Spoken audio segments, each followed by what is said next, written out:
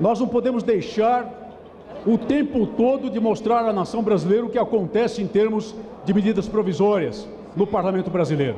Nós temos aqui a pauta de hoje. São 12 medidas provisórias sobrestando a pauta. Um total de 18 medidas provisórias na pauta, 12 sobrestando. 2 perdem eficácia na sexta-feira. Uma chuva, uma enxurrada, um enxame de medidas provisórias. Ou seja, eu repito o que tenho dito aqui, o Poder Legislativo não tem altaneria. O Poder Legislativo está submetido à pauta do Executivo. Só faz o que comanda o Executivo. O fato é que cada uma dessas medidas provisórias é calculada. Algumas dessas medidas provisórias figuravam na pauta antes do encerramento dos trabalhos parlamentares pelo fato da disputa da campanha eleitoral. Perderam a eficácia nesse meio tempo. Quais são os efeitos dessas medidas provisórias que perderam a eficácia sem ter sido votadas? Quais são as relações jurídicas derivadas delas? Quais são as consequências para a nação? E o que acontece na prática é que o Executivo manda, faz o que quiser, baixa medidas provisórias e o Legislativo se curva. Curva-se o Legislativo à canga imposta pelo Poder Executivo, como uma junta de bois, sem vontade própria e sem rumo. Esta é a realidade das medidas provisórias no Brasil.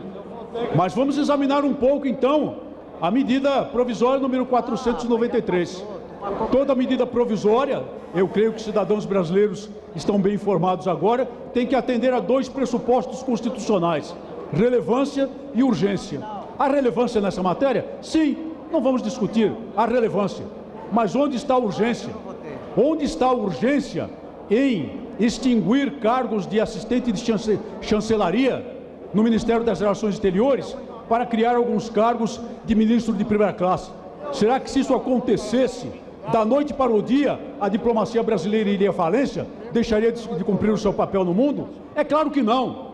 É claro que não. Continuaria simplesmente trabalhando e esse projeto, ou melhor dizendo, essa decisão poderia perfeitamente ser tomada mediante um projeto de lei, ainda que com urgência constitucional, encaminhado pelo Poder Executivo.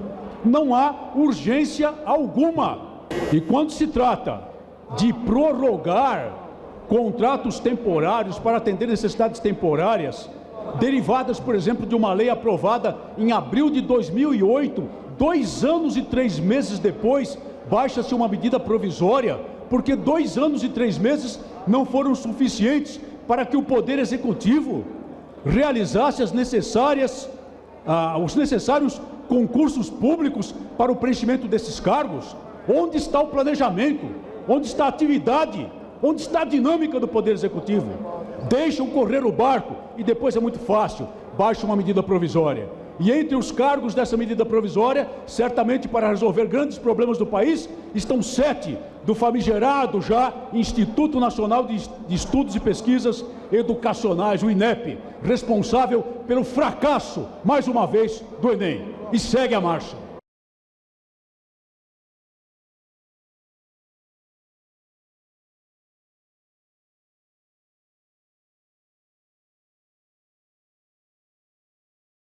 O deputado Paes de Lira vai falar contra a medida provisória número 494. Será que falará contra transferências de recursos federais para ações de socorro, assistência às vítimas, restabelecimento de serviços essenciais, etc, etc, etc? Evidentemente não. O que nós precisamos é verificar o conjunto dessa medida provisória.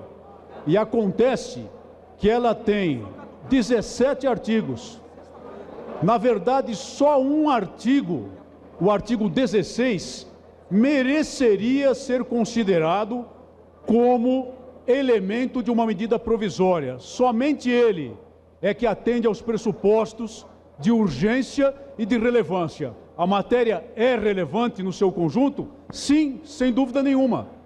A urgência só existe no artigo 16, que trata especificamente de mudar a Lei 9.077, de 10 de julho de 1995, para permitir ao Poder Executivo a doação de estoques de alimentos in natura diretamente às populações carentes, objetivando o combate à fome e à miséria, bem como às populações atingidas por desastres, quando caracterizadas situações de emergência ou estado de calamidade pública. Só isso.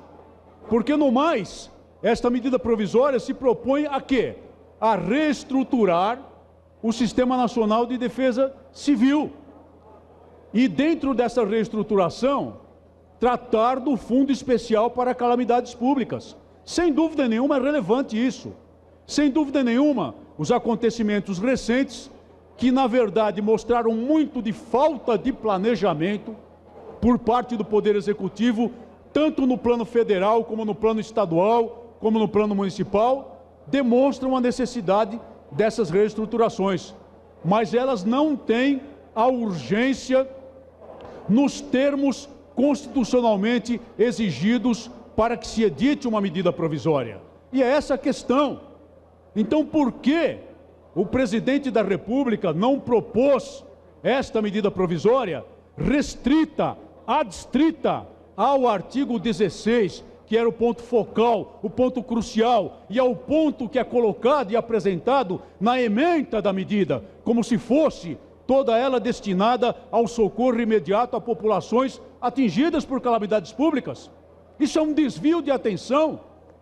Na verdade, tratar de matéria de reestruturação do Sistema Nacional de Defesa Civil e mesmo a criação do fundo é matéria que pode perfeitamente ser objeto de projeto de lei. É matéria que pode perfeitamente ser objeto de projeto de lei encaminhado ao Poder Legislativo.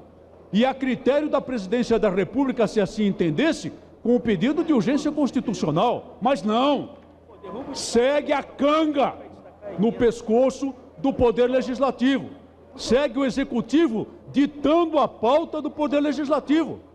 Segue o Executivo entupindo a pauta do Congresso Nacional com medidas provisórias quase que na sua totalidade inconstitucionais. Não porque falte o quesito da relevância. A relevância geralmente está presente, mas porque falta flagrantemente, como acontece no caso da medida provisória 494, o quesito da urgência. E isto é uma violação à Constituição da República. E segue a junta de bois em sua marcha.